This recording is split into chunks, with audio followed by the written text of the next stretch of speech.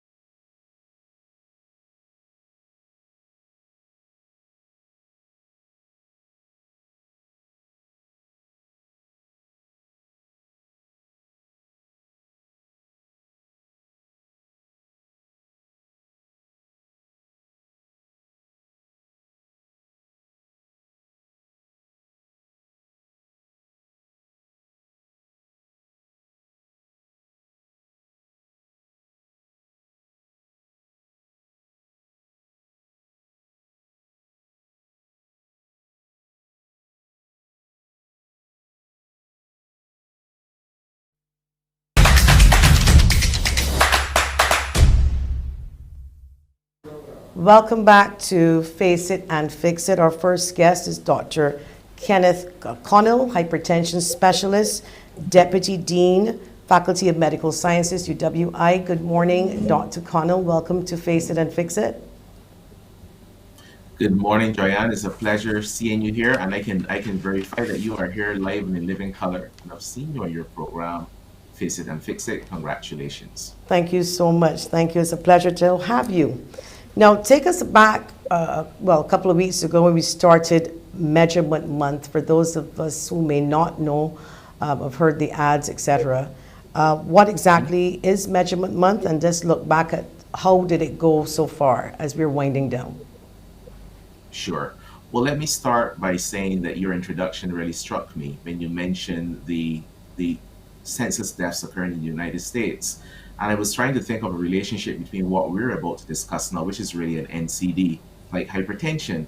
And there's a clear connection. They both are public health matters. So gun violence, racism, hypertension, they all are social determinants of public health. So it's great that you started off with that introduction. So May Measurement Month really brings into focus something that's very important, and that is high blood pressure. It's in the past been referred to as the silent killer. I'm not sure I agree with that definition because I like to call it more the cunning killer. It reveals itself at the end with cardiovascular events like heart attacks and strokes. And so May Measurement Month identified really what is the first barrier to effective blood pressure control. And that is people can only get their blood pressure control if they know they have an elevated blood pressure, right? And as much as 50% in some studies have been cited for people who do not know they even have an elevated blood pressure. So the World Hypertension League in 2017 decided for May, which May 17th happens to be World Hypertension Day, to focus globally on going out there and taking measurements and getting to get as many newly diagnosed people with elevated blood pressures, but also maybe people who know they have hypertension but really haven't been checking their blood pressures. Some 85 countries participate or are participating this year, including Barbados and other regional partners such as St. Lucia, Jamaica, and I think Cuba is also involved this year. We are doing things slightly differently this year, and that is we are extending May Measurement Month to the end of August. Because of the COVID restrictions, we recognize that countries will be going through various waves. We are certainly just coming off of one of a potential wave. And so we've extended it so that there's more time to collect data. So we finish on August 31st. May Measurement Month is actually a longer period this year. This month, however, fantastic. Go ahead. Yeah, we've been focusing on launching. And so one thing that has worked in many countries has been getting public awareness and seeing public figures have their blood pressure measured. And Her Excellency in previous years, the President of Barbados has agreed to an audience at Government House on Hypertension Day. So we were there on May 17th for public viewing of her getting her blood pressure done. The Prime Minister this week on Wednesday also agreed to public screening when she also demonstrated her commitment to health by having her third booster done, as well as having her blood pressure checked. And today at Ilara Court, we will be screening also the Attorney General, the Honorable Dale Marshall, will have public screening at Ilara Court. So the aim is to bring focus at a higher national level of the significance. But you know what? None of that really counts if we are not going out there and screening the ordinary man and woman on the street, right? Very true. So continuing this month, next month, and through the end of August, we're going to do things differently. We're going to have businesses setting up screening centers, like insurance companies such as Sagicor is one of our partners. The Ministry of Health will have various polyclinics so that we have smaller gatherings. We don't want a large mass gathering. We used to do these things in like malls, like Lantern Mall, for instance, and we're trying to avoid that. But we certainly will have smaller groups of screening networks. And we have several partners this year that have come on board, not just health institutions, but businesses as well. And hopefully, the business that I am speaking to now, the Caribbean Broadcasting Corporation, will also be on board for maybe a screening day in the Pine St. Michael. Well, I'm certainly hopeful that they will be. If they're anything like me, I always tell the doctors, once upon a time I would run to a doctor. As I get older, I hesitate, and that is something that I have to face and fix, because as I've told many doctors before, when you have a lot of people relying on you, you worry that if something is wrong, then I have to stop, fix it, and forget them for the time being. But then the argument is, what if something is wrong that can be fixed so you can be there longer? So, and be very honest with Barbadians, is something that I am actually currently still struggling with, as I have an ill mother and a daughter who is challenged, and I'm trying to protect her from COVID, an elderly granddad. And when you are the breadwinner and the person there, people like us, we call ourselves, I don't know, caregivers slash whatever you want to call us. We have a tendency to forget about ourselves, and we want the others to live, but I do understand the importance. But let me ask you this question about high blood pressure. And we also have someone joining you too as well. I'm going to introduce her. I want to ask about what is high blood pressure in terms of if you are measuring it and you see it high, and then later on it low, but the next day it's high. At what stage is it high blood pressure? But before you answer that, I want to welcome, obviously with us now in studio, Dr. Diane Bradford, Clinical Director, Maria Holder, Diabetes Center for the Caribbean, and she's also joining us too as well. So to the layman, people like me, when we see high numbers because we're stressed and we didn't sit down for 15 minutes and we think, oh Lord, go and boil some parsley and some Christophine. What do? You keep hitting on some really important sound bites, and we didn't plan this, by the way, viewers. This is totally coincidental. So, a fear of going to the doctor, right? And of course, it's hard to conceal that fear in a blood pressure. I always say to my colleagues, you could be very fearful in the doctor's office, your blood sugar is not going to go up. And I know Diane is on the show. But your blood pressure is going to go up because of that anxiety, right? But what this year we're really emphasizing is that people take the measurement away from the office, including healthcare providers. Get patients to measure their blood pressure at home, where you live. You don't live in your doctor's office, and see what your normal blood pressure in your usual environment is. And so we're encouraging people to have these kind of things, blood pressure monitors. So here's one such device. It has a device and a cuff, and you take it at home. You take control of your measurements. You document them, whether you're like me and you're into smartphones, or if you just write it down on a piece of paper. And those are accurate? Those are accurate, those digital ones? Yeah. Okay. And this is a misconception that has kind of continued in medicine, and maybe it's justified because in the past, when these devices first came about, there was a problem with validation. These devices now are validated. You can go online and you can put in a search engine, WHO validated blood pressure devices, and you'll see a whole list of them come up. They are validated. The World Health Organization actually spends quite a lot of time and a separate scientific committee just looking at validation of monitors, because we understand the importance of people going out there, purchasing a monitor and taking their blood pressure away from the office. And on that side note, I should say, in the hypertension clinic, and many people don't even believe this, the one thing that we do not do in our clinic, we do not measure the blood pressure. We expect our patients to come with a diary, with their blood pressure taken at home. We make a big deal about it, so it's part of the consultation. We congratulate them on taking all these readings. We look at the trends, we discuss, okay, why is this I was shouting at my husband kind of thing. So those things are we look for.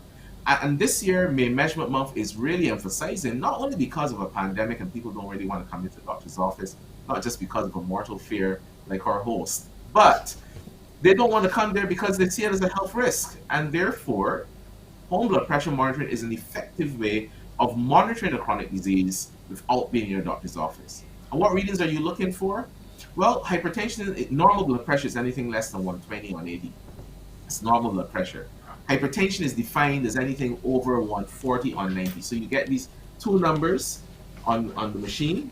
Hopefully this projects. You see a top number and a bottom number. The top number is the highest pressure. The bottom number is the lowest pressure your arteries are exposed to. And guess what? Both of them are important. One is not more important than the other. So some people target the top number. The bottom number is also important. Hypertension is defined as any reading above 140 on 90. So then you have a gray area. Well, what am I if I'm higher than 120 on 80, but less than 140 on 90? We describe this in many places as pre-hypertension. That's an important category because it signals that we should be paying closer attention to these numbers, getting you to take more numbers and institute lifestyle changes. What causes high blood pressure? Several things, including many lifestyle events that we do. For instance, obesity, a sedentary lifestyle, smoking, all those things are social determinants of blood pressure. But what's the number one determinant of blood pressure? It's actually genetic. If we have the wrong Really? or the right gene for hypertension, yeah, and those genes are switched on in your 20s or even sometimes in your 40s, it's hard to get them switched back off. In fact, I don't think we've determined how to You get them just, turned you off. got me going through the whole family tree now, and everybody in Barbados listening and said, oh gosh, that means my mother and my dad are getting hit both sides, you know? Yeah, and the thing is, patients can be quite, or people can be quite hard on themselves, right? They say, I'm doing everything right. I don't eat salt, don't consume the extra salt, I get exercise.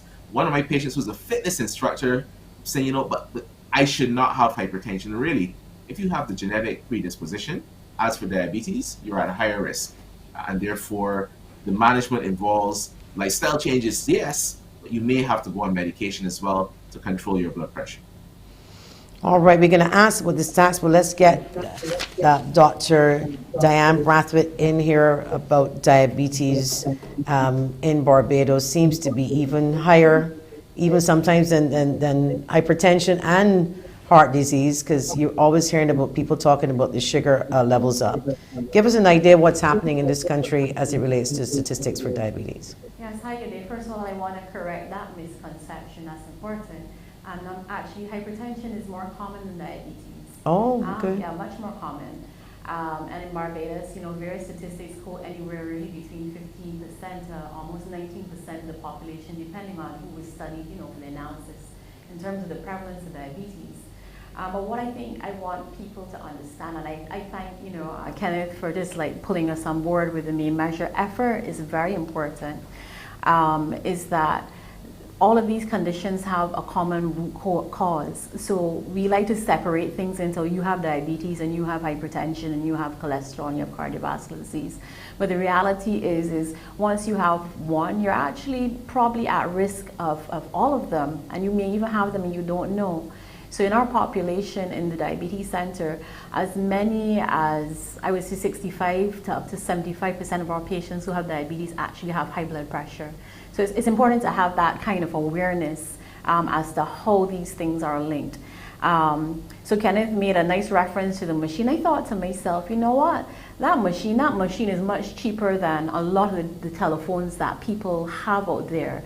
So what is the harm in a household having a machine so people in that household can check their blood pressure? The same way you buy a little Fitbit wristwatch and you check your heart rate and these kind of things, because we know we're dealing with something that's exceedingly common in our population. Over 30% of the population, some people say up to 40% of the population. So the reality is if you're going back in your family tree and you're trying to figure out, wait, are you at risk? If 30% of the population at risk, you're at risk. It doesn't matter whether you think you're at risk or you're not at risk. Another thing that jumped into my head is your health, your responsibility. You know, and I think that we need to move towards a stage where that we understand that health is a lifetime process. Health is not something that you just try to treat when you have a diagnosis when you're 40. Thank you, Kenneth, for pointing out all of these genetic risk for conditions like hypertension, diabetes, cholesterol, heart disease. By the time you're 20, these are like, all right, I got you, baby. I come in for you, right? So we need to think about lifetime risk, lifetime health. We need to think about childhood health as well. It's very important if we talk about wanting to change trajectories in Barbados as to, you know, what's going on. I think another point that I just want to emphasize, so people go, it's just a number. What's the big deal about a number?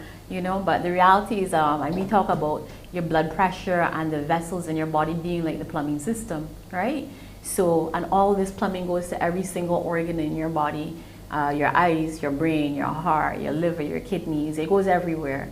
And if you damage your plumbing, it means that, you know, either you don't get your blood flowing right to that place, or the pressure is high and you're getting almost like leaking or damage in those vessels. And this is why we have to understand that all these conditions cause what we call multi-organ damage. You don't just get a heart attack, but it's like knock out all your organs at the same time slowly.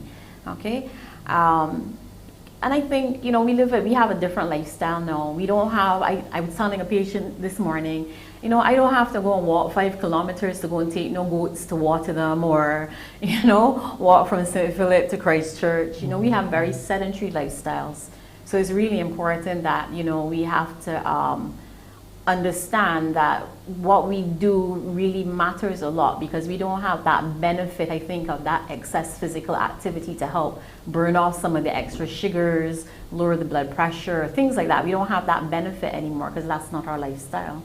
So I hope that I've said a few things that are meaningful. I want to keep the focus on May Measure Month.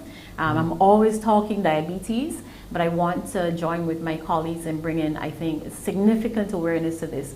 A person who has diabetes, who has uncontrolled hypertension, they're more at risk of having target organ damage. They'll have accelerated kidney damage. They'll end up on dialysis faster. They'll have their stroke and their heart attack faster at a much earlier age.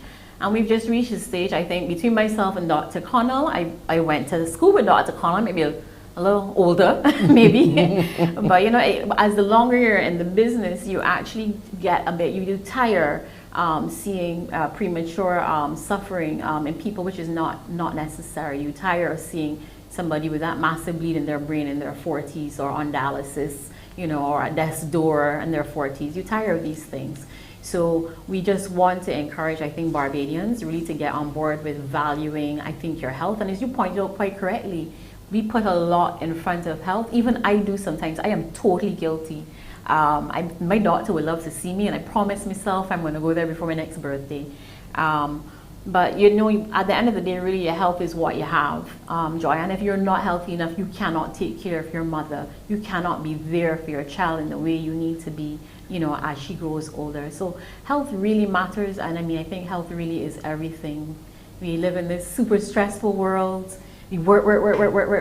We buy food, fast food, because you're too tired, you know, to get back home and cook or whatever. But I think somehow we need to find a way on an individual level, all of us, including myself. I am sometimes guilty, but to just retract and live a life that matters, a life that's worth and of quality as well. If there's anything else you want to ask, feel free. What you're saying is, because we're going to get about statistics now for heart and stroke, but before you move on, and I could certainly identify, I believe I can share this. I mean, it is my mother. She is 80, and everything that you're saying. My mom is a diabetic. My mom has glaucoma. My mom has hypertension. My mom is on dialysis. Just looking at it over the last couple of days has hit me so hard that I just would love Barbadians to live healthy. I even said, forget me, I'm 52, maybe I was hard years, but we have children, and we don't want them to go through this. And the QEH hospital, or you have to go to Bayview in case, for those who may have change, you know, and if you don't, healthcare is pretty expensive. So even from against that background, to avoid some of these diseases, just watching it is hard, I will say, really, really hard. But we want to ask you, Dr. Connell, about the research and the statistics. How prevalent the heart and stroke situation is here in Barbados. You're on mute. Diane? I'm not hearing. Can you hear me? I'm hearing now. Yes, go ahead. Okay. I was going to say I have some interesting numbers for you, and I am glad that Diane declared, and I didn't, that she's older than I am. But she was senior to me in the Department of Medicine. And so, Diane, something interesting has happened, and I think this is one red flag that viewers need to appreciate. Whereas as junior doctors, we seldom saw a stroke coming into the hospital. Probably part of it was public awareness, and people weren't actually coming to hospital with stroke. A heart attack for a student like myself as a medical student was a big thing to see, because you weren't really seeing as many.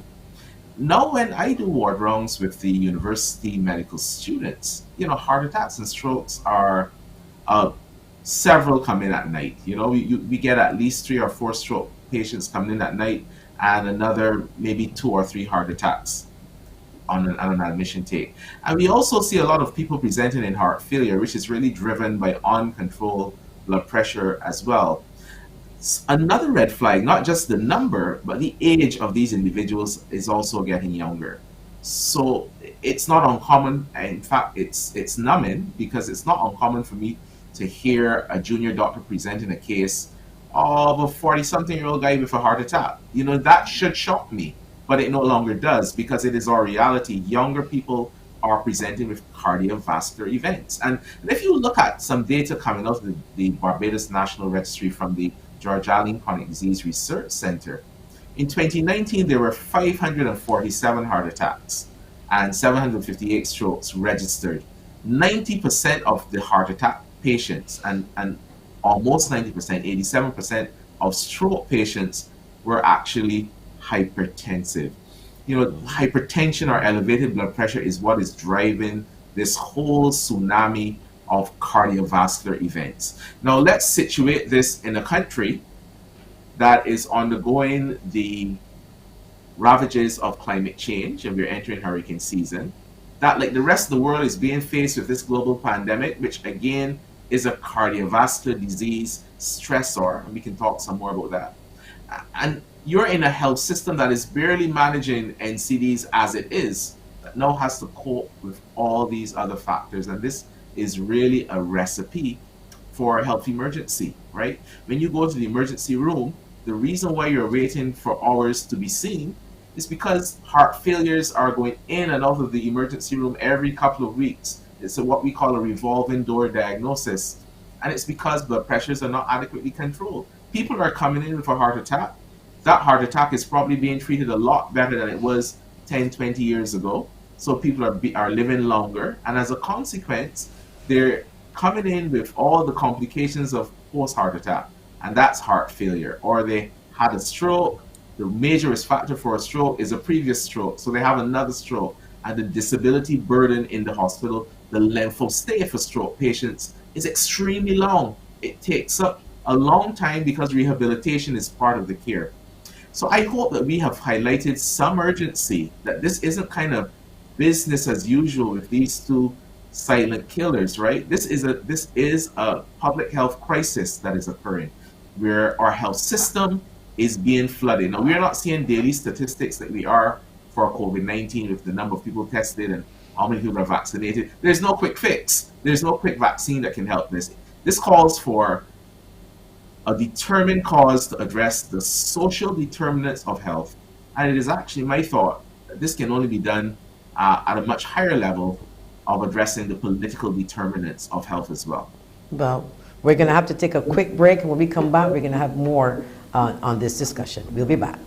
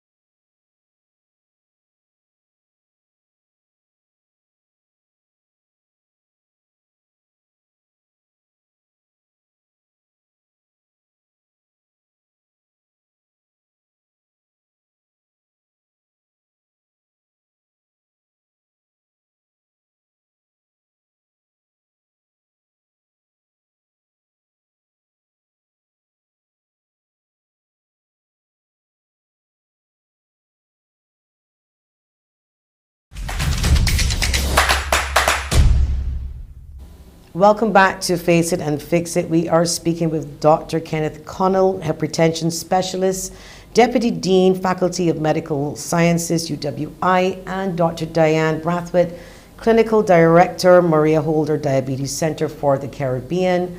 If you're now tuning in, this is a very interesting conversation. It's Measurement Month. We're talking about it, and we're going to, I understand it's being extended all the way to August 31st. We wanted to talk about heart again, because I was, during the break, I told Dr. Bradford I forgot to even mention that my mother also is, funny enough, seeing a cardiologist this evening because that is also connected to the heart.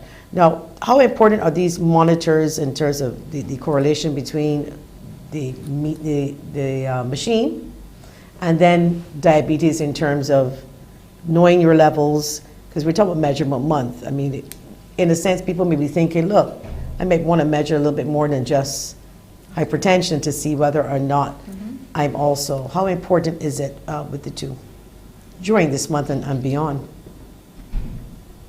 Do you want me to take that, or Dr. Bratha, you want to take that one? Yeah, sure, no problem. Okay.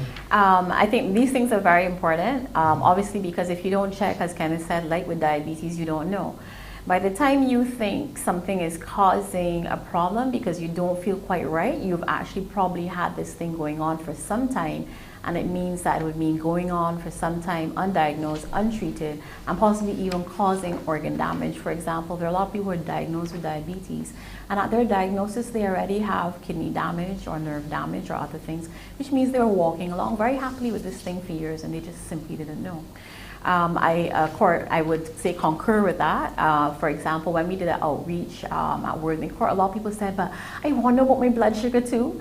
So I think a lot of the organizations would take the opportunity to sensitize people about screening for their diabetes and their cholesterols and other things. Because as I said, and I keep trying to emphasize, these things come together. You cannot artificially separate them, and it's wrong to do that. It's called metabolic syndrome, and that's the coexistence of what we call insulin resistance, or that propensity to diabetes, high blood pressure, cholesterol derangements, and an increase, in your body weight, obesity, BMI, whatever. And we have to, if we can look at it in this way in Barbados, we would actually be tackling a lot, as opposed to constantly trying to separate, the conditions, etc. I wanted to just point out something, and I love what Kenneth said, and I know this, that you're getting people at earlier ages. And what we have to understand, metabolic syndrome is also genetically transmitted. And we know that there's something called a generational jump with these conditions. So if my father had diabetes or hypertension in his 40s, I might get it in my 30s. It can be as much as 10 years earlier. And what we are seeing now at the diabetes center is we are seeing the adult type of diabetes that happened in people over the age of 50. We're seeing a lot more of it now in people who are 16, 17, 18, 19, 20s. And it means, therefore, they have a much longer period of time whereby these things can actually damage the body. It's also being shown that when you get an NCD at a younger age, you're also dealing with a more aggressive disease. And there are studies that have been done that have looked at the complication rates in young people. And some of these studies were actually terminated prematurely because they found what they want before they even finished the study. The cardiovascular risk was much, much higher than if you developed, say, for example, diabetes or hypertension when you were an older adult. So as we said, this is the real pandemic, is the NCDs, okay? And unfortunately, the reality is that COVID is driving our NCD pandemic.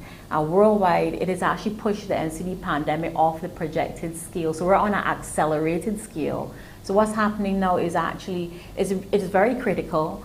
And I think the best thing that we can always give the young people of Barbados and our children is that gift of health and well-living. You shared that your mom had a heart issue, and I relate to that so totally. My dad had hypertension. By the age of 40, he had his first heart attack because of high blood pressure.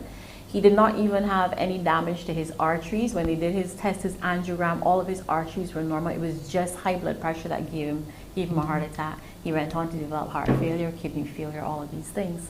But the one thing for me that came out good of that, you know what happened? When my dad had his heart attack at the age of 40, my whole household, we went on a salt-free diet. Our diets changed. And I'm just happy to say, I've always thought I had this high blood pressure thing hanging over my head because all of my aunts and uncles, they all have very bad hypertension, all of the complications. Some of them have died from the complications of it. But the one thing I don't have is high blood pressure, nor my sister, nor my brother. And I actually think it is that legacy of what happened to us in our childhood that helped to change our trajectory. And I want Barbadians to believe that they can change the trajectory for their young people, for the next generation of the children as well. I think that I'm so glad you shared that, because I think people think that you guys sit here and you tell us, but you don't experience it. And you don't, you know, some people would think, you don't know what you're going through. Totally, but totally. You do know. There are days when I thought I would have. And I don't say it for sympathy. There are the times when I was overseas, I thought I would have lost my father, and I used to be overseas. And that's part of the reason I came back. My father, I hope he's not listening, because he'll probably slaughter me right now, because he's quite a private person. But there were times that I actually used to say goodbye to him at the airport, and I thought, I don't know if I'm going to come back and see this man again. And that used to be very difficult for me. And I reached a stage where I was like, I can't do this anymore. You know, I needed to come back home to Barbados, to give to Barbadians, but also to be near to him, because living with that uncertainty all the time was very, very difficult. You know, unfortunately for him, he's in a much better place now, medically, but a lot of people, you know, are not in that better place. And the whole aim of what we're doing is we want to see how we can stop this trend.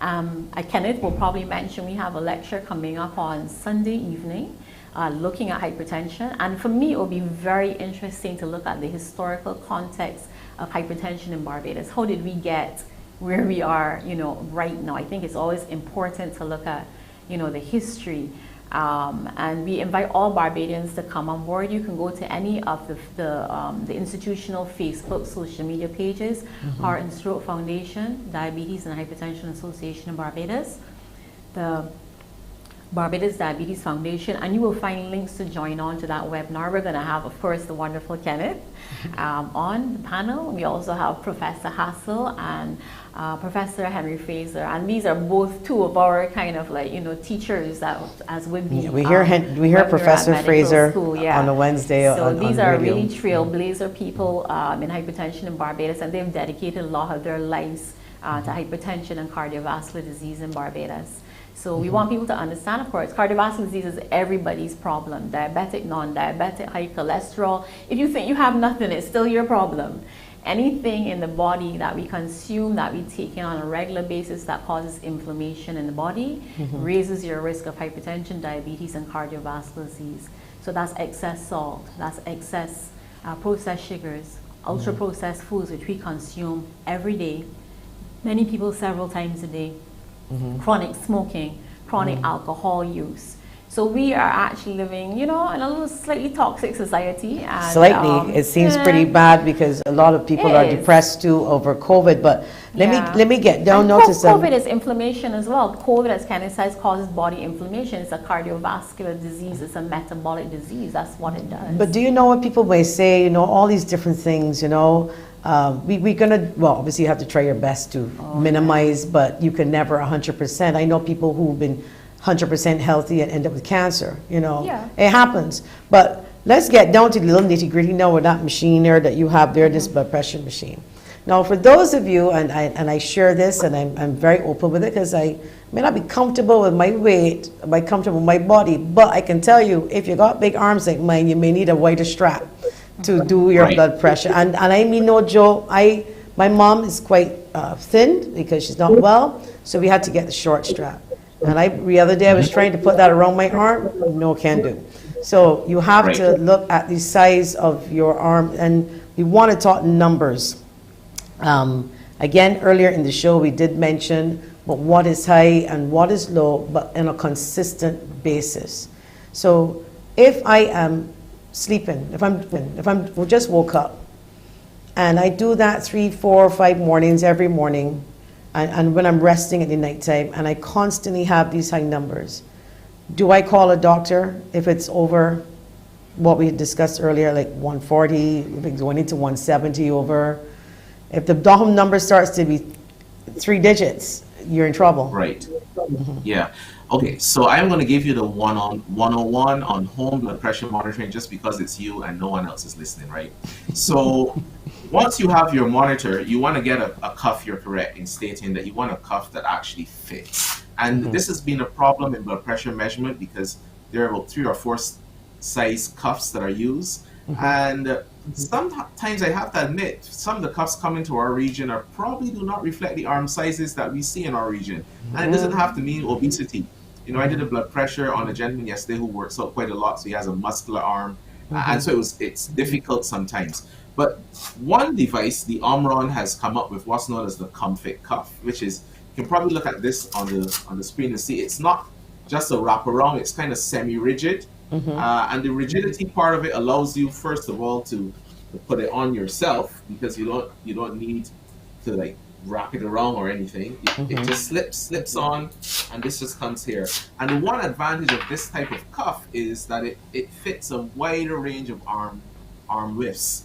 So it's designed to incorporate large arms and smaller arms, just depending on how much you use the overlap. So that's important, that you use a proper size cuff. And I always say to people, when you go and you buy your blood pressure machine, don't just buy it in a box and leave. You know, have wherever you're buying it, especially from a health shop, have them fit the cuff. Make sure that it fits correctly. And if it doesn't, you may have to purchase another size cuff or exchange it, anything. But if you do get a on-run monitor that has the Comfit Cuff, you're pretty good to go. That, you know, unless your arm is extremely large, you know, these cuffs are designed for large arms as well.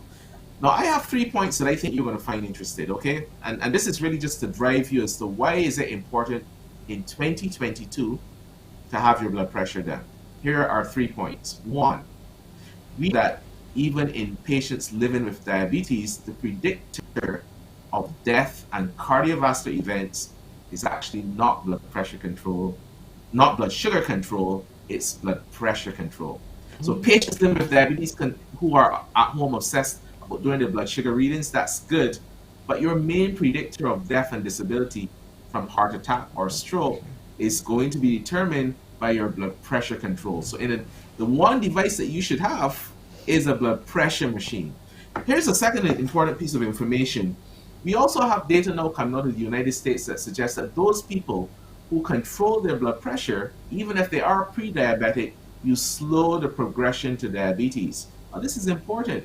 As Diane and I said, when we were in medical school, we were told that these were like 3 musketeers, part of a family: hypertension, diabetes, and high cholesterol. I actually think they're the same person, just wearing a different outfit, right? Depending on which outfit is on, you may get an elevated blood pressure or elevated blood sugar. But if you control your blood pressure, you are decreasing your risk of developing diabetes as well. We now have clear data out of the United States that shows this. The third point, COVID-19 is an independent risk factor for cardiovascular events. And we have this now as a recommendation from the American College of Cardiology to see COVID-19 and patients who've had COVID-19, not just as this post-infectious period, but to really see it as a risk factor and to screen for other risk factors and treat this person at a higher cardiovascular risk. And I think those are important points. So first of all, check your blood pressure at home and make sure that you're getting these readings. Don't be alarmed if you get a high reading. You know, we're not alarmed if you show us one high reading. We're looking at the trends that occur over a period of 1 week. Do your blood pressure twice a day for 7 days. Take these readings to your doctor in a diary, or send them through on a smartphone app to the doctor's office. And we like apps because it kind of, you know, you get all kind of fancy charts and graphs, and it makes it easier to interpret the data. But even if you come in with your paper, I know a lot of my elderly patients have these old exercise books, and they do a much better job at recording blood pressure readings. Come with your readings. We want to see the trends. Do not be alarmed if one reading is 170 or something. You may have been exercising, you may have been upset about something. We look at your trends, and only then will we make a determination about changing your blood pressure medication or even starting medication. I like to say to my patients as well, and friends and colleagues, be obsessive about taking your blood pressure. Don't just kind of lie down in a chair, slouch down, or make sure you're using the same chair. Both your feet are on the ground. You should try to empty your bladder before taking a reading. Have the arms supported, not just hanging down at the side of the chair. Really? Right? I look for the most relaxed, like lean back a little bit, figured, okay, if I do the whole wusa, I in the Zen mode, I should be good. But I gotta wrap up soon, but go ahead. Ignore your first reading. Take your first reading. There's what's known as a cuff effect, whereas just from wearing this abnormal cuff on your arm, your blood pressure is going to be higher the first time. Ignore it. Record the second and third readings, and then put the device away. Don't get obsessed about it, and then take readings in the evening. Do that for 7 days, and then show that to your healthcare provider. Let us then determine, what is this trend looking like? Do we need to make adjustments, or do you just have a bad Wednesday kind of thing? Okay, well, on that note, a great note to end. Unfortunately, we have run out of time for this particular segment, but I would love you to come back, seeing that we're extending this now all the way to August, the end of August. August It would be 31st. our pleasure to have you back here because we missed a lot of questions and we had a lot of questions from other people and we weren't able to get them in. So thank you so much, Dr. Kenneth CONNELL and Dr. Diane Bradford, for joining us. And remember, it's Measurement Month. Go and get your blood pressure checked, and afterwards I think I'm convinced a little bit more that I need to put my health on the front burner, but I'll keep you posted on that one. Thank you so much. Thank you. Thank you. Thank Thank you. We'll be back after the break.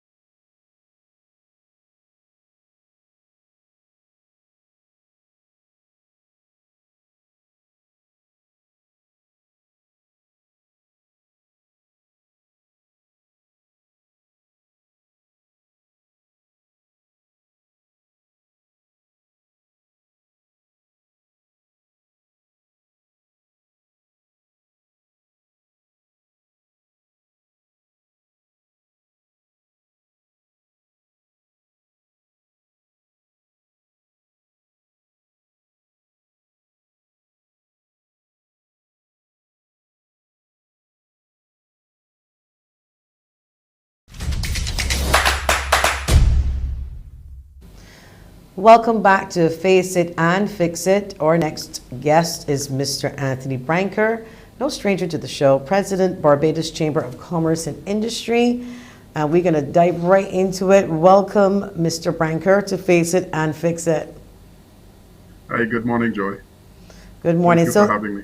Thank you for coming. So, you know, the last time you were crying out about cost of living, and cost of living. And it's now almost the end of May, another year. And we are still talking about it. So we want to hear from you.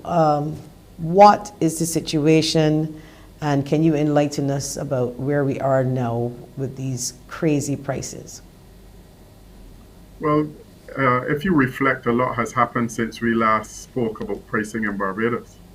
At that time, COVID was the main reason for the shortages, the supply chain challenges. But 3 months ago, we then heard, we know about the war between Russia and Ukraine. So we have a compounding of various issues that has caused prices to continue to rise. And they are rising still. We have the situation where Ukraine and Russia, between them, are significant exporters of wheat. And basically, those type of cereal products are being affected across the world in terms of pricing. Fuel prices are also, quite erratic, and therefore the environment is very volatile. And we are importers of the majority of our food items. Yes, we do get some items from CARICOM, but freight rates have not yet come back to the normal rate they were at before COVID, and therefore the situation is still very much worsening rather than improving. And that's not even good news to hear. Well, let me ask this question. We've seen Prime Minister Motley recently in Guyana talking about food production, etc., and how we can all work together as a region. Now, we know about the wheats and all these different items that come out of these countries that, in cases like Russia, people were talking about some items that people depend on, but you have countries like Brazil, there are other people in this world that are not at war that can do the same thing that maybe America is doing to the rest of the world. Are we not looking to these other countries a little bit deeper for their products, manufacturing them and freighting them here?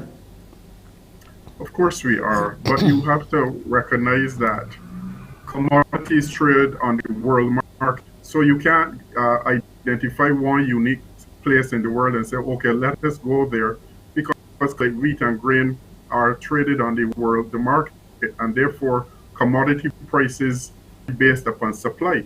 So when you take out 1/3 of the world's supply and the demand is still the same, obviously the price of the commodity will increase. So therefore, yes, even though persons may think we should go to Brazil, we could go to various South America or Central American countries, which we are doing. The commodities, the pricing of commodities is not sold in that manner. However, other manufacturers, yes, we are looking at. There's a big push with the CARICOM region to try to get of the CARICOM products into our market. But of course, that will take time as we are now, trying to get those things established. But I can say that we also have been working with the Ministry of Foreign Affairs and Foreign Trade to look at some of the other areas that are close by to see if we can get some products from those islands and maybe even consider duty-free concessions for some of those territories. So there's a lot of work happening with the ministry and the private sector to try to get products here. We are looking at even as far as Africa to also see what we can get from that continent. I heard in the news in America they were talking about even a shortage of baby formula, a specific baby milk. Are we seeing a shortage of certain items impacting our country right now? Because truthfully, when I go to the supermarket, there are some things that I normally pick up that I don't really see. Cassava flour, of course, but even though that's supposed to be local, there's some things that I find we're not seeing. Are we being impacted with a shortage of goods at this stage? Yes, we are being impacted, but not on a wide scale, wholesale type of basis, so that persons have to go and try hoarding product. That is one of the vagaries of distribution and retail. You will sometimes have shortages of products. I would say that yes, that there are some products that are not as widely as available as before, but generally speaking, we're in a good position on food. I know that there are some hardware stores that have some issues with some items as well, but I think when we look across the landscape in terms of the products available on our supermarket shelves, we are still doing quite well because we never ran totally out of baby formula here in Barbados. We did a survey of our members, and there were 2 or 3 distribution companies that still had product and that was expecting product towards the end of this month. So I think we are still in a very good position. Okay, but many times I'm hearing this over the years, discussions about the port and the various taxes. Are we still at that stage where we are trying to discuss, is the chamber discussing with government what they can do at the port of entry related to some of the additional, some taxes that, they can kind of reduce it somewhat to the retailers so that we don't get pinched as the consumers? Well, the Chamber of Commerce had its annual Wednesday, and I made an appeal that all of the stakeholders should come together, including businesses, government, all of us should come together to see how we can make a collaborative effort to make, and I said it this way, of goods available to all consumers at a reasonable and a full price. I stand by that view. I think that it is wider than the chamber. It is wider than government. I think that all of the stakeholders has to come together and put our heads together. I think we have the knowledge, we have the understanding, the education here in Barbados that we can get by this. But it calls for all stakeholders to come together. Probably come together and start reducing their prices, because I said, if you're making a profit of $10 million, and if you needed to cushion the poor people, middle income people who made you rich to start with, So let's take a supermarket for example. Supermarket gets rich because its customers support them. Now, you're telling me that you're making a profit of let's just say a figure of $10 million. You can't reduce your profit margin by even 50% to absorb some of the costs, still make a profit and protect people like me who's spending my money with you. Can that discussion not happen? I'm aligned with you, but what I'm saying that I separate from it is not only the supermarkets. I'm saying that the government of Barbados has a part that they can play too in terms of the duty that we pay on the product. And yes, the distribution companies can contribute, the retailers can contribute, and labor can contribute. So it is not a single, you cannot identify a singular entity in this process to be that one entity can bring down the cost of goods in Barbados. I agree. So if we looked at that for as an example together, as you said, what government can do, everybody comes together, and because in order for this to happen, somebody has to feel a little pinch that ain't gonna feel it as hard as I will feel it, or somebody living in housing areas that are not working. So you know what I mean? There's people who could afford to get a little pinch because they ain't gonna feel it. And those would be the people with a little bit more to go by. Well, Joy, in my remarks on Wednesday, I said that it is the responsibility, the social responsibility of business, of government, of labor. It is our responsibility to ensure that we maintain the social fabric of this society. And therefore, yes, if business, if the private sector has to compromise, if labor has to compromise, I think we need to do it. I think that is where we are, and I made the appeal then, and I make the appeal now, that we should come together, all stakeholders, and clearly define a path as to how all Barbadians have a viable future. Okay, recently someone brought it to our attention here that the purchased limes in the supermarket was $1.39 for a small lime, call it $1.40. Do we blame the war and COVID for that too? I mean, I'm just trying to figure out if we can look at local production in terms of farming. Will we still have high costs? Because remember, as a farmer, you still need seeds and pesticides, things that are imported that will cost money. Can that be as a result of the war that we're now seeing limes at $1.40, call it? I think that we have to look at that in a much broader sphere, because I think that we as individuals have to take on some responsibility and ask, what can I do so that I don't have to go to the supermarket to buy a lime or to buy little seasoning or thyme or parsley? What can I do to avoid that cost? But at the same point in time, speak to what would cause, directly to what would cause a lime to be $1.43, if in fact that is correct. But I can say to you that fertilizer is one of the items that was and is significantly affected by the war in Ukraine, yes. So even our agricultural sector has been and will continue to be affected by the war. So, but I'm making the point that each of us can also look and see how we can significantly or reduce when we go to the supermarket, how can we reduce that basket size? So there is a role for the individual to play as well. Oh, I see. So part of one of the solutions you're looking at is maybe the consumer, if we spend say $500 and you realize that the same basket of goods is costing us $6, look at what's in the basket and see if we can do without, I should say, some of, or reduce the amount. No, and there's no reason that we can't get a half a drum and plant some thyme, marjoram, parsley in your backyard. Well, I was now getting to the backyard farming and how important it is now more than ever to introduce that for people to do that. The only problem is that you have to wait for things to come. So you may not be able to plant everything, carrots and so on and so forth, unless you go into some sort of relationship with your community. Like everybody decides, okay, I'm going to plant this, you plant that, and then, you know, maybe try to sell to each other. Exactly. So a sort of crop rotation happens so everybody don't have the same thing. Ministry of Agriculture now has to to weigh in on that discussion to help push. But Certainly, Joanne, a supermarket will only have a lime at $1.43 if there's a demand for it. $1.39 to be exact, but I call it $1.40 because there's 39. no such thing as a cent. Million trees that I was a part of, and unfortunately because of COVID, a lot of things got shelved. But even with the lockdown, we were able to still deliver over 3,000 fruit trees in a contactless delivery type system where your truck pulled up, you beat the horn, we left it on your step, waved goodbye, and went on. I think we need to bring that back.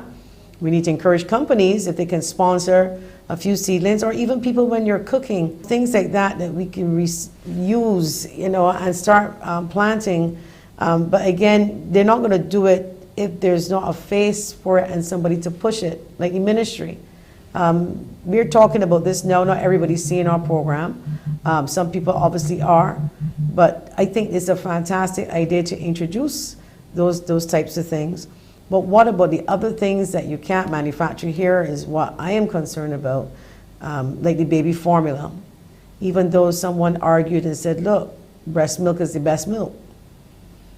If you're out of baby formula, perhaps you should be pushing feeding babies like that. Because we had the deputy chief nutritionist on, and he was saying you breastfeed 6 months straight without actually even eating food.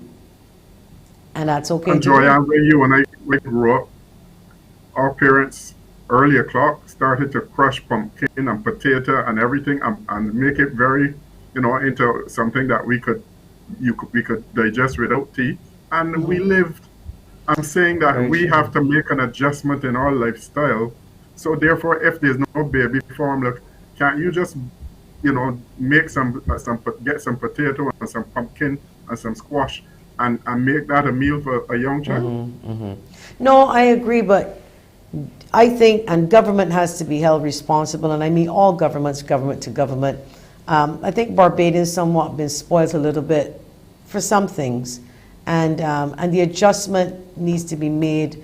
There are some people in rural Barbados that know what I'm talking about. They know how to adjust.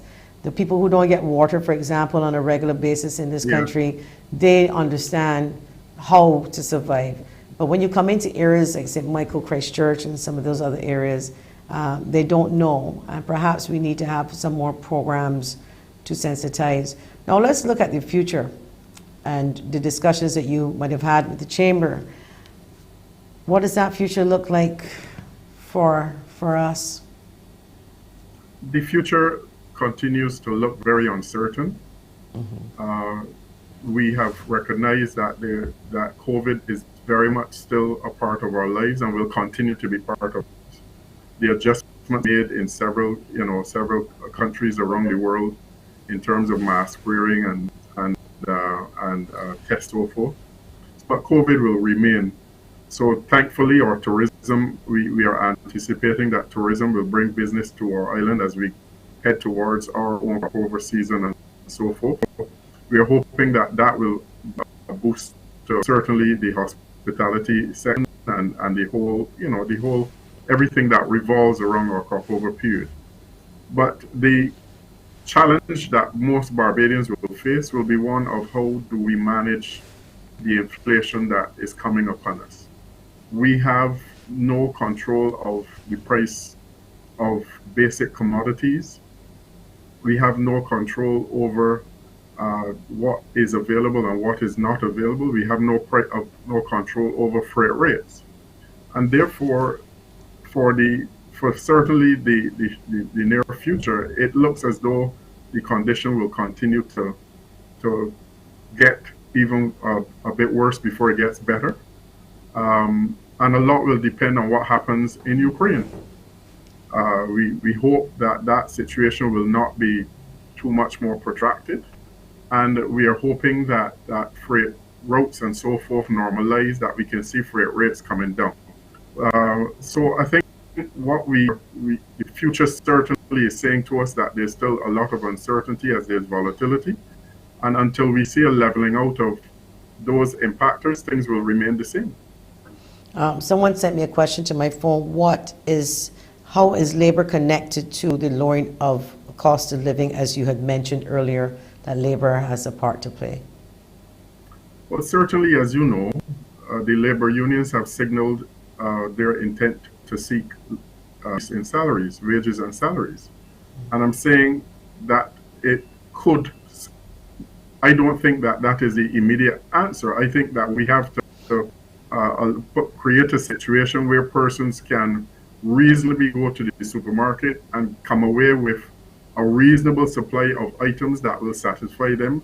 And there are certain services and other things that persons will want to have at a, that will want to satisfy them services.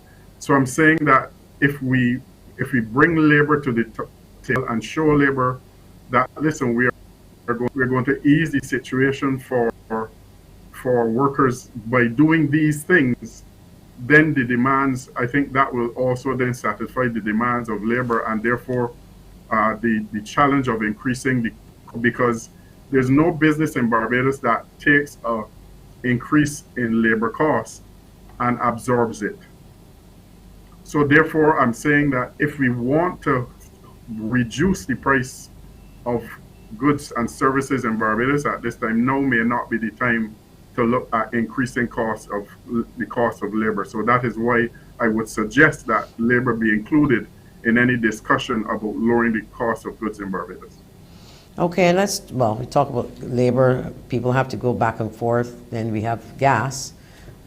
That's also another factor. Again, being fueled, no pun intended, by the war in Ukraine. So you have a combination right now of things. You have a pandemic, you have a war that is fueling all of these issues to Barbados. And then of course you have things like climate change that, God forbid, if something happens, totally messes it up.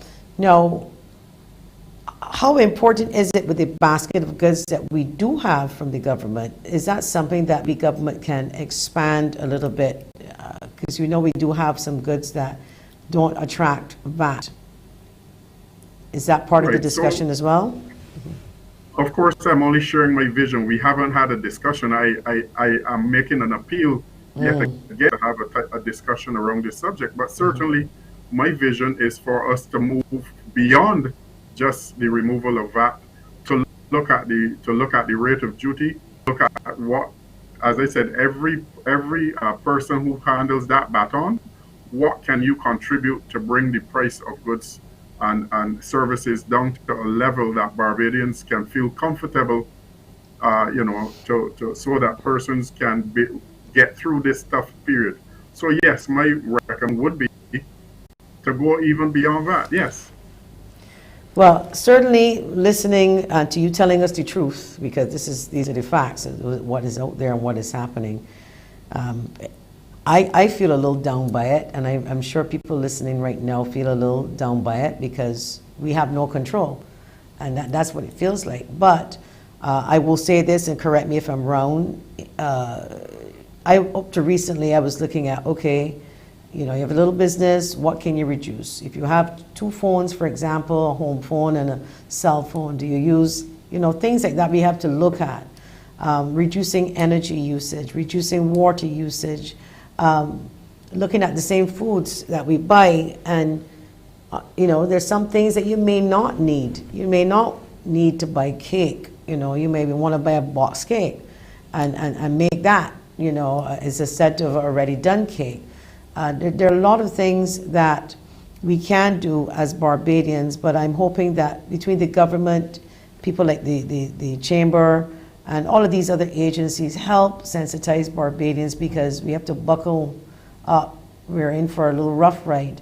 And the only way is if we lower, right now for us as consumers, we have to find savings somewhere in case it gets worse, and we'll need a little bit of change, But we do have to wrap up. I want to give you final words. We have to wrap up. Final words. Well, Joya, you echoed my sentiments. I think that, yes, there's a role for government. There's a role for the private sector. There is a role for labor. And there's a role in the individual household. We understand that we are not living in an age where things are just normal. As you said, we are going into the hurricane season. God forbid that anything happens. And therefore, each one of that, there needs to be a coming together of all the stakeholders so that we can create an environment where all Barbadians can continue to be viable, that no one falls off, the edge of the cliff. That, as I said, that we have to a situation where no child is as hungry. We need to step up and ensure that all Barbadians are taken care of. And therefore, I express my appeal yet again that all agencies, labor, government, private sector, that we come together and discuss this in a meaningful manner. I want to thank you so much, and not only discuss, but action. That's what we want right now, action. Thank you so much, Anthony Branker. Always a pleasure, always a pleasure. Thank you. Respect, yes, thank you. Thank you. We'll be back after the break.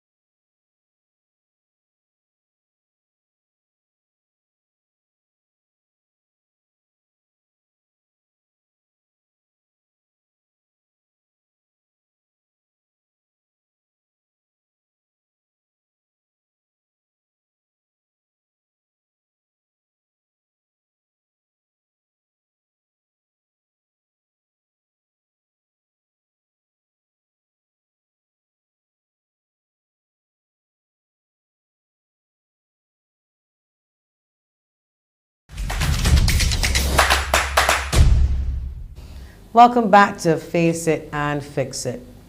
They say cleanliness is next to godliness, and some people need to be brought to some level of Christian understanding when it comes to keeping their surroundings clean and, by extension, this country. It is my pleasure to introduce to you on this show Miss Ann Harding, former program manager, Future Center Trust, and Kathy Daniel, a concerned citizen as it relates to our environment and the illegal dumping that we've been seeing more and more of recently in Barbados. Welcome, ladies. Hi, Joanne. Good morning. Good morning. Well, Ann Harding, we're going to start with you first, because for those who are watching may not know about the Future Center Trust. So tell us a little bit about it and the work that you do there. The Future Center Trust has been operating for about 40 years now in Barbados, and our aim is to motivate people towards a more cleaner environment. And the reason why we do this is because we think about our children, and so instead of just trying to consume everything and overrun everything and take everything for granted, we want to make sure that we leave a beautiful environment for our children and our grandchildren. So that's the Future Center Trust, and the Future Center Trust has a new chairman, Barney Gibbs, and he has decided to focus our attention on about 5 or 6 programs, the main one being the Barbados Trailway, which I highly encourage you to check out, and also the Green Business Barbados program, and we have a charity shop called Donation Nation. That's what KAMMIE would like to talk to you about in regards to the circular economy. And also we have Clean Up Barbados, which is a program which we've run for 13 or 14 years now. We've only run 13 cleanups because last year we had to postpone due to the pandemic.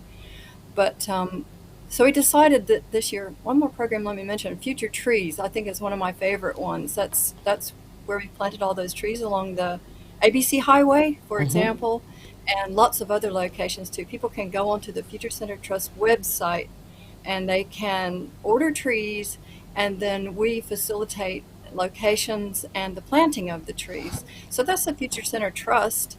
Would you like to hear more about Clean Up Barbados? I was just going straight into that with the illegal dumping and what you've discovered and how much garbage you've found out there. I understand a lot. I see Kathie shaking her head. I'm sure she'll be glad to talk about that too.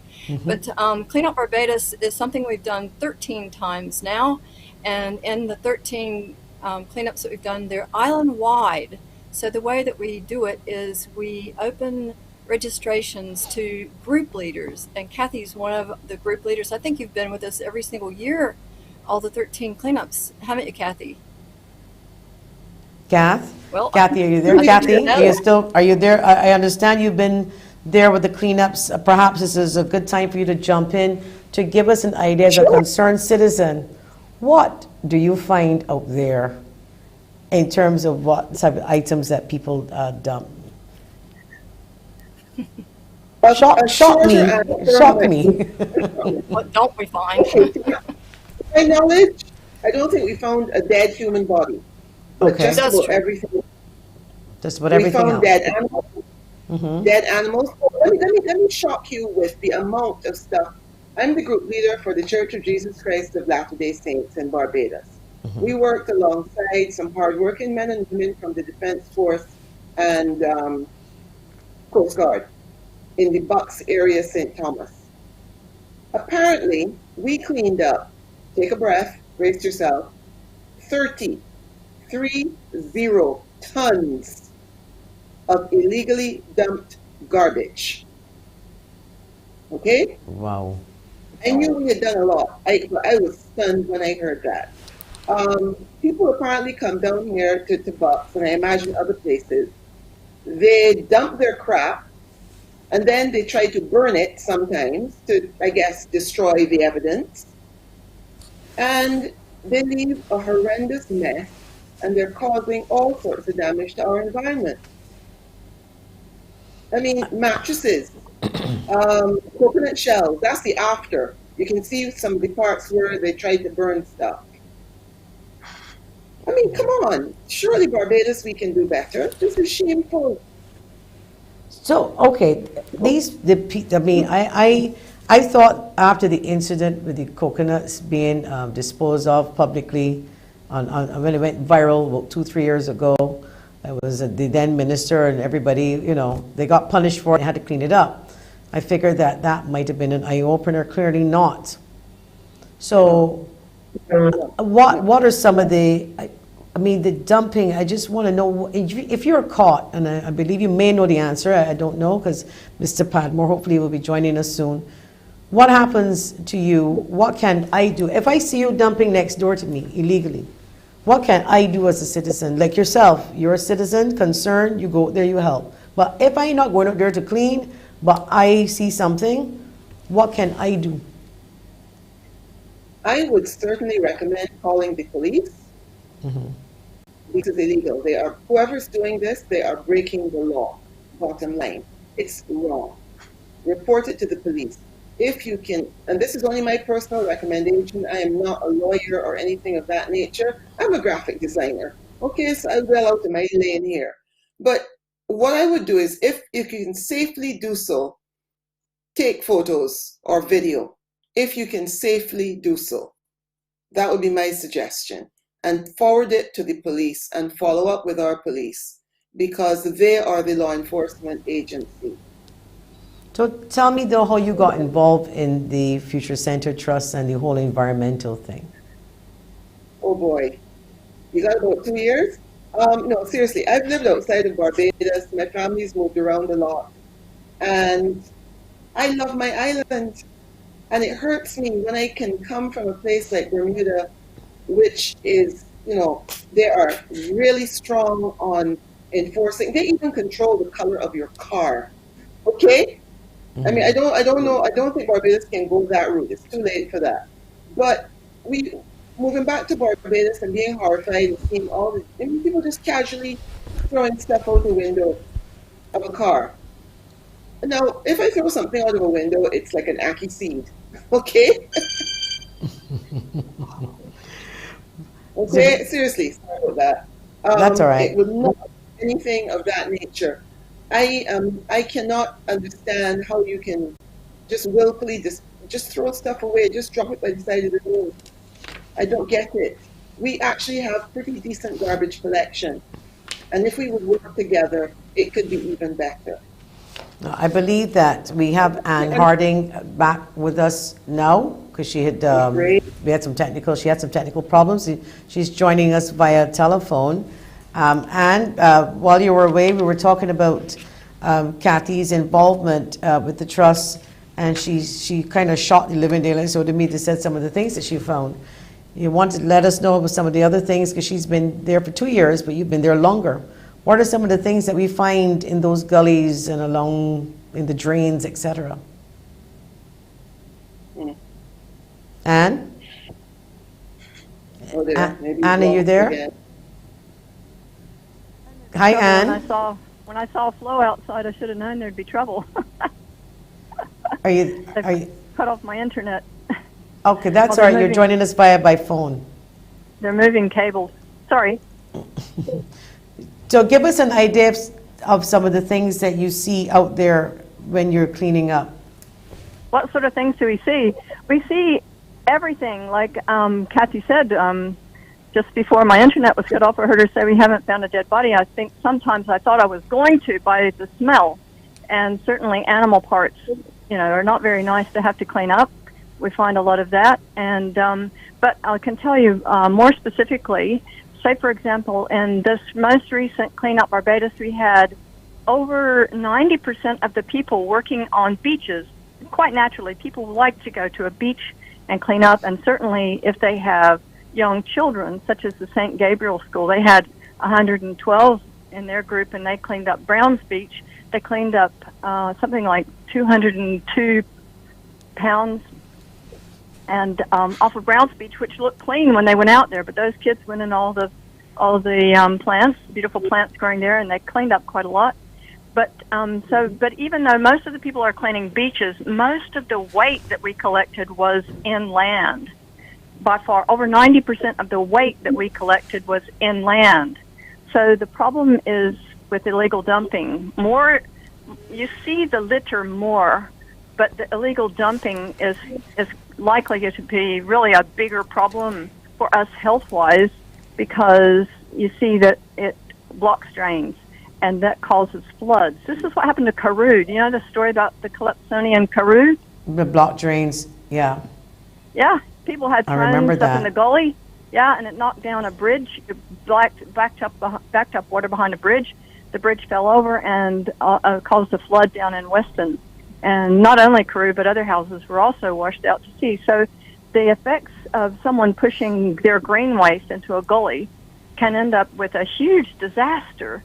And I was noticing the other day down in Sunset Crest that overflowing garbage bins down there are, things are just blowing into these drains, where the Drainage Division has just done a beautiful job of making sure that the water can drain down there. So drainage is a pretty well-known issue with litter and dumping, but also we have our water quality to be concerned about, because if we do not handle our waste responsibly, then who knows what's happening as far as the leakage that it's getting into our water system. Yeah. We need water to survive, right? So this, this is a water scarce island. We should be being a lot more careful with our water supply. But there is another thing, Joy Ann, that I don't think gets talked about enough. And I think that has to do with the mental health effects of littering and dumping, because there's not just the causes, but also the effects. In respect to the causes, I would say that if a person respects themselves, they will not be littering and dumping around themselves. They know better. They want to have a beautiful environment around themselves. They want to keep their environment clean because they have respect for themselves. They just want to see it good. But also, one of the things that I say to some of the young groups when I talk to them that really seems to get them to appreciate this mental health aspect of it is, think about going to the beach, and you're walking to the beach, and you have to step through all this garbage to get to the beach. How does that in itself would hurt even our tourism? But Kathy, we're going to take a quick break, and we're going to come back because we really want to know how soon after you clean up do you see garbage again in the same spot. We'll be back after the break. Sure you want to know?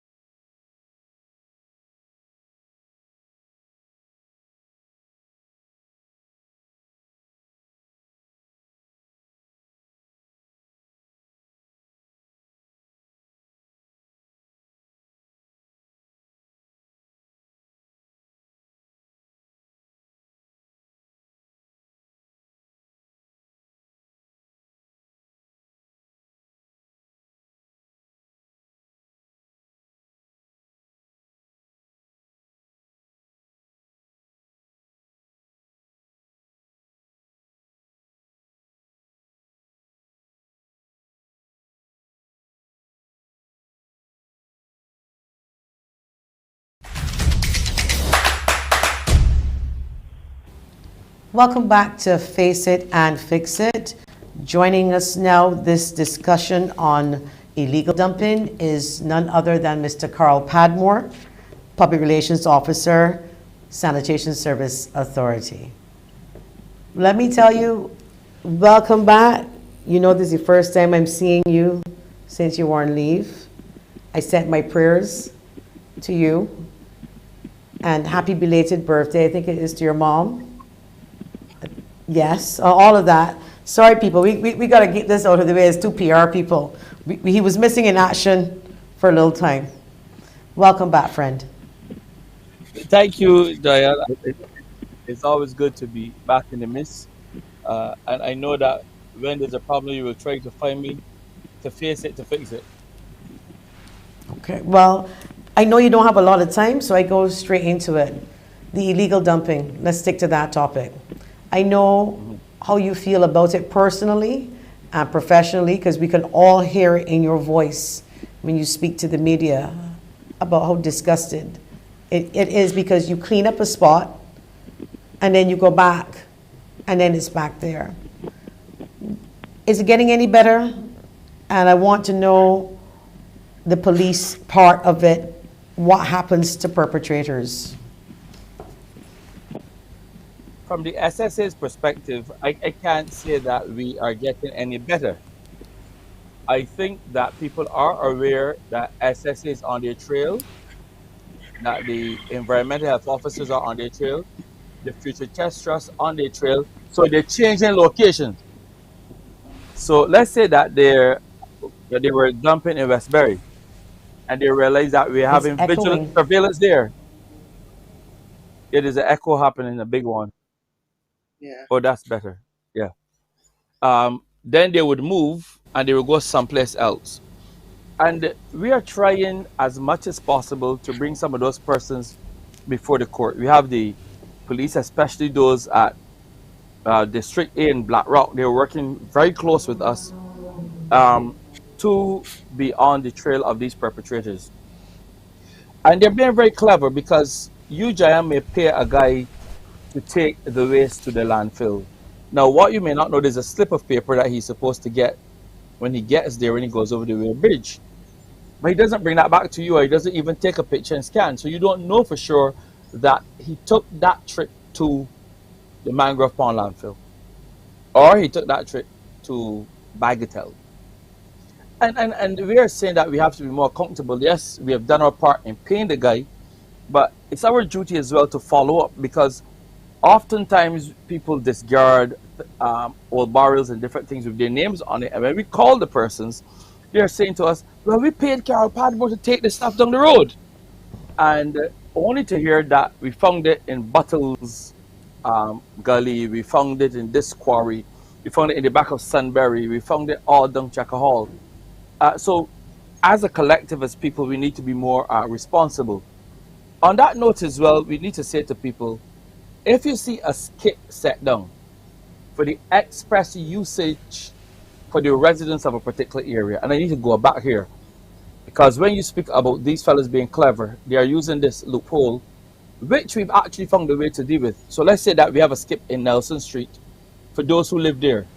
Carl Padmore has no right leaving St. Philip with his fridge and stove to take it all the way down there to put it in a skip.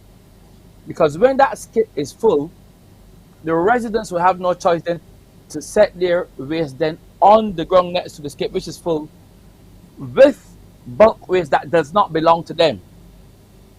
But while it's not illegal, it's not unauthorized. So that is where we can hold you, because the skip is authorized for those living in that area. And we have seen people do that. They will go to try to use the skip area in Oistins, the one in Silver Hill.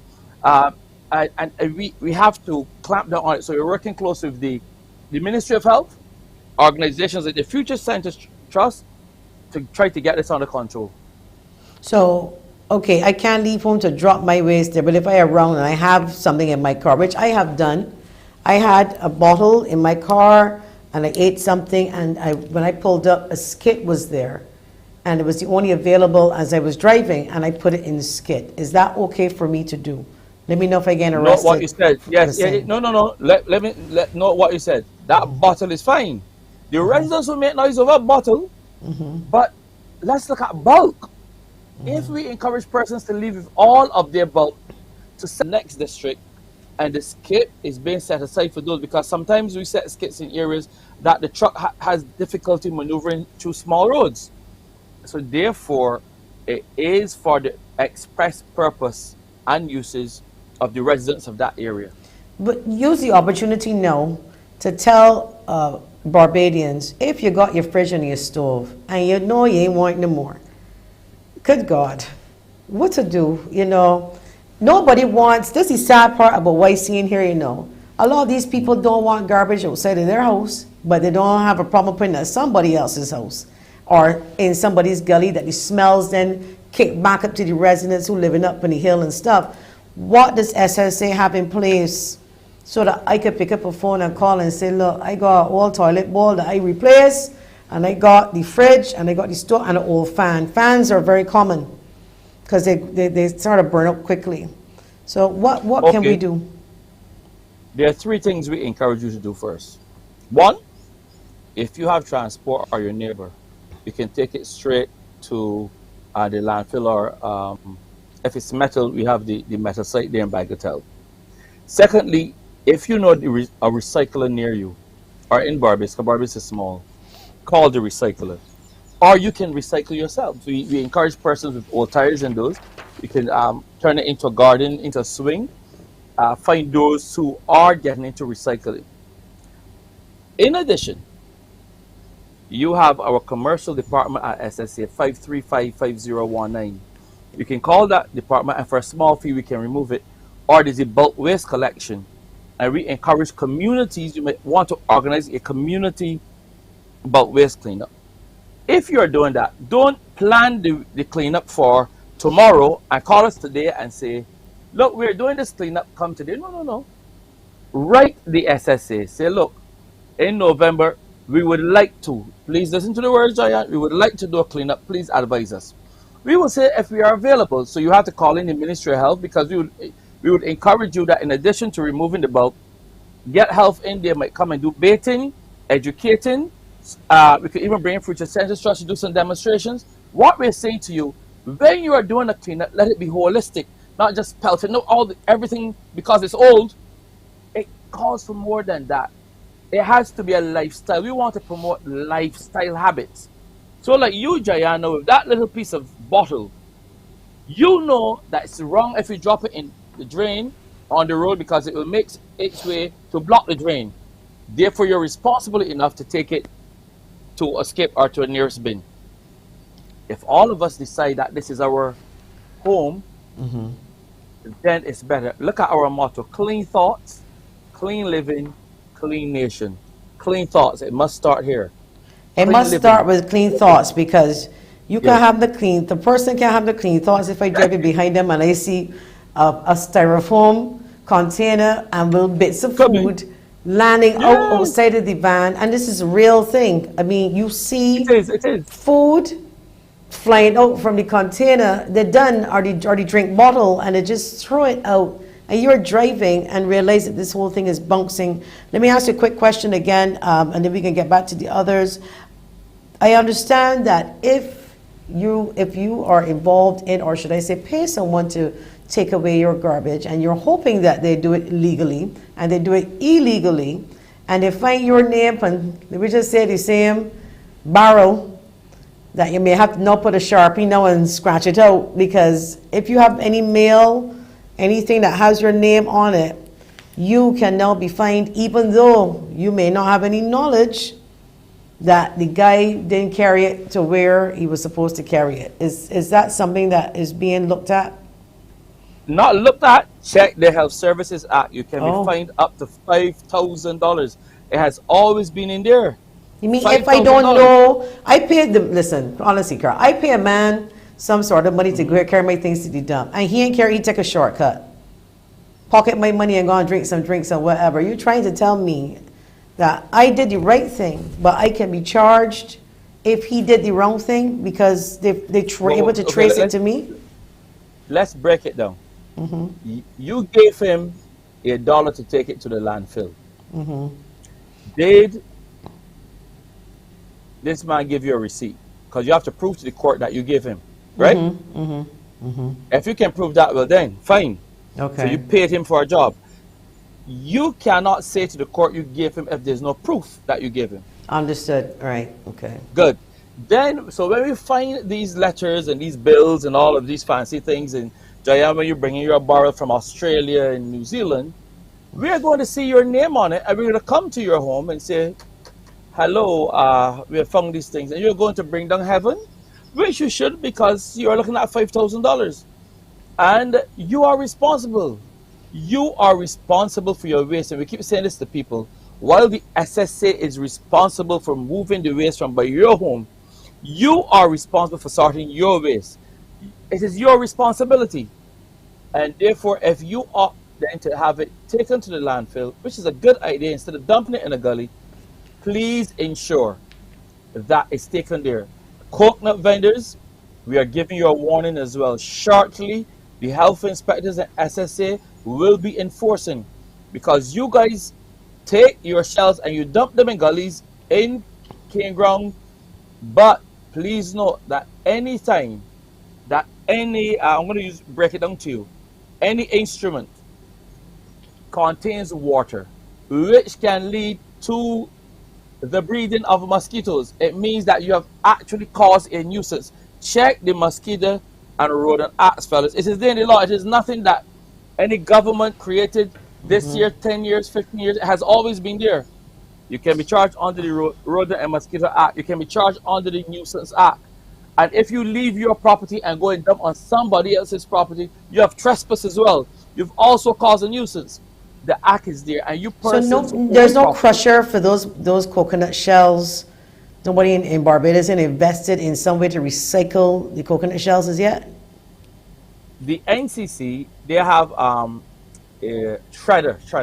A shredder. You can call them. Yeah, I don't know if it's large scale, but I'm aware that there's a shredder there. And you might be able to speak to them to find out if they are willing to take it in bulk or if they will tell you what to do. But I'm saying there's one. But also at SBRC. SBRC, that's a recycling plant. It's a Center for Barbados Recycling. Yeah, SBRC opens because they transfer. No, that was the other. Okay, my apologies. I was thinking of another place. Okay. Right, they're open. And pallets, green waste, coconut shells, you can take it there. All right, we're going to take a quick break. We come right back. We talking garbage when we come back after the break.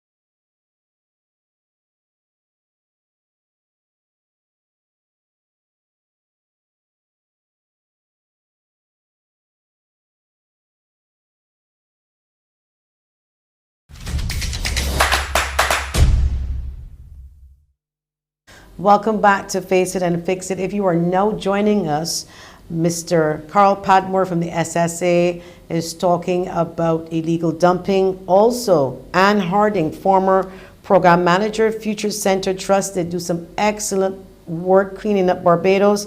And what would we be without our citizens, faithful citizens? KATHIE Daniel, a concerned citizen, she is out there cleaning up after some of you people. And we're not very pleased about it, but you know, somebody has to do it. But we need to find a way to reduce this or get rid of it once and for all, illegal dumping. I know you have to leave, Carl, so I'm going to ask you a quick question again about some of the programs that we can see now coming out of what we're discussing with illegal dumping. We know that you worked closely with the police, for example. So do we call you first or do we call the police if we see illegal? I'm just trying to figure out who we call first. Ghostbusters? I can't hear you, can't hear you, can't hear you. Go ahead. You're good. Go on. The Right. thing is, ministries work together because if you call the police, they will still call us or the health officers, the Ministry of Health. If you call the health officers, they will call us and call the police. So whoever you call first, we still have to have that collaboration because the health inspectors, as we call them, let's break it down. So we call it the health inspectors. They must come and investigate because they're the ones who are dealing with actually the execution of the law. The enforcement goes to police. SSA collaborates with all the entities and help with the cleanup after. But the health officers, that's why it was changed to environmental officers. They're responsible for the environment and the quality, the upkeep of it. But what I'm seeing, and I'm seeing a collaboration across ministries. I'm also liking the fact that the Future Chances Trust, and it's nothing new, they are out there on the front line, so they keep us busy and they report these things. I'm so hard because instead of sometimes enjoying a nice little hike, they have to stop and do a cleanup or report this. It's amazing that they would clean up a beach today, and I'm literally speaking about today, Friday. Go next Friday, and they can remove another 5 tons. And we want to know where this waste is coming from because when Diane and Padmore take their 20 children to the beach, then we leave the garbage on the beach instead of tying it and at least setting it down next to a can. The garbage is there because instead of then taking it and sorting it out for the SSA to collect, we just throw it across the highway. It blows back onto the beach again, not understanding the far-reaching, the damage to the coral reefs, the damage to the turtles, to our own lives because the flooding and all of these things, the breeding of mosquitoes, rodents. So I'm saying that you can call any of us and we are serious about dealing with you perpetrators. And we're saying this because we know you watch TV. And I'm saying this as well, John. We would be surprised to know that some of the chief ones that break the law are not the ones we think are in short pants with holy pants. I've witnessed in Kings Park in St. Philip, a man with a tie on. I know him, and he drove in there from home to use the bin in the NCC bin to bring a whole set of gym equipment. And I spoke to him, and he thought it was for everybody. I said, "Sir, where is the skip? Let's break it down." It's in the park. What's the purpose of it? He was bold enough to explain to me, it is for those who are using the park. I said, "You're not using the park." And then even if it's for using the park, it's not for you to bring your bulk from home, where you can call SSA or take it straight to the landfill. And we see this happening. They go early morning, late nights, and we have to be more responsible as a people. We really have to be. If we love this country, we cannot only be celebrating that we've passed 50 years and that we are republic status. It comes with a whole maturity in the way that we treat to simple things like waste. What is the fine again if you're caught? Because I want you to say it for the people in the back, because I'm glad that you said what you said. That is not necessarily the people we may think, because society got this way of thinking that because maybe you poor, you're going to dump. It ain't poor people only. It is all classes, races, religions, whatever, that have been caught doing this. And I believe we should be like Singapore. I think it's what, $500 US if you just drop chewing gum on the ground. We need to get we need to get there. We have to, and don't come with this excuse. If I don't do this, there'll be no work for SSA. That's not true, because SSA is not only. I've heard that. I've heard that people saying that there'll be no work, and even the Future Center Trust here. I mean, honestly, Kathy, and I take my hat off to two of you that you all go out there and pick up behind, let's call it for what it is, dirty individuals, because they are dirty. When you can do that and just throw your garbage with rats, impacting people with rats and so on. Kathy, go on, start jumping here, Kathy. Diane, everyone, first of all, Mr. Padmore, thank you. Much respect to you and your workers. Appreciate your support. That's wonderful. Here's the thing. When we were cleaning up, we had people from church, Defense Force, and Coast Guard. So we're down in Bucks. It's a little narrow road.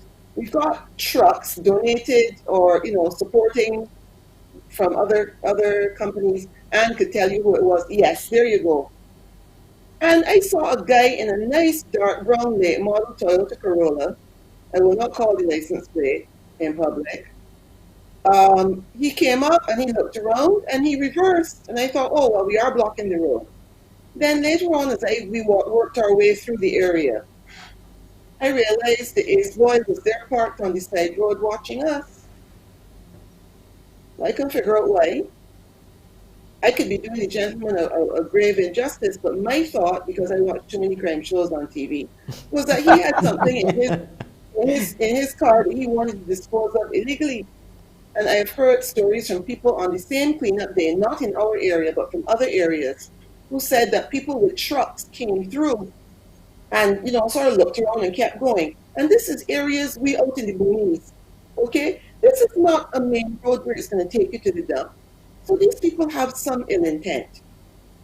And I'm a very, my son will tell you, I love him dearly. I've always been a tough love mother. And I would, if it was me and I had the control, I'd give you a fair warning.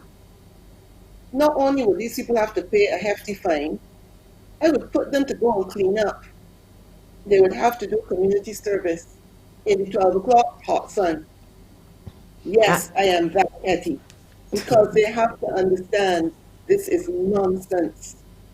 This is nonsense. It is. Anne, I'll let you jump in here now a little bit on what we are saying in terms of it's dirtiness. I mean, people, cleanliness is next to godliness. That is the truth.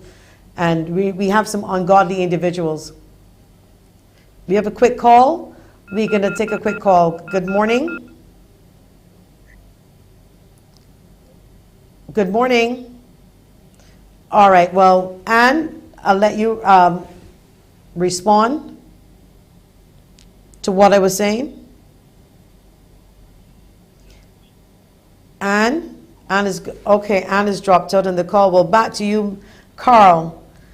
Some wrapping up words here from you. Yes. As it relates to a problem. As I said, I have garbage in my car because when I eat something in my car, I have a bag, I put it in there until I get home and put it in the actual garbage in your house. That is something that you should do. Keep the garbage, because I'm on the road a lot.